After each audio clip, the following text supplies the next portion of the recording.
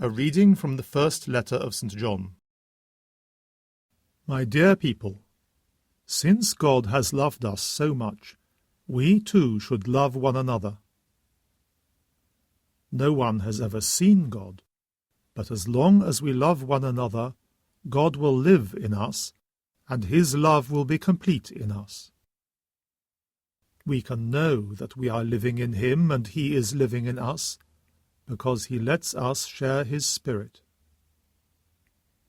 We ourselves saw, and we testify, that the Father sent his Son as Saviour of the world. If anyone acknowledges that Jesus is the Son of God, God lives in him, and he in God.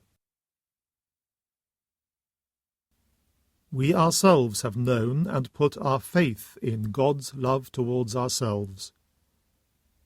God is love, and anyone who lives in love lives in God, and God lives in him. Love will come to its perfection in us when we can face the day of judgment without fear, because even in this world we have become as he is. In love there can be no fear, but fear is driven out by perfect love, because to fear is to expect punishment, and anyone who is afraid is still imperfect in love.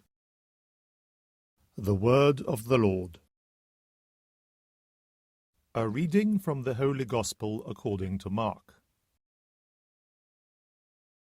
After the 5,000 had eaten and were filled, Jesus made his disciples get into the boat and go on ahead to Bethsaida, while he himself sent the crowd away. After saying goodbye to them, he went off into the hills to pray. When evening came, the boat was far out on the lake, and he was alone on the land.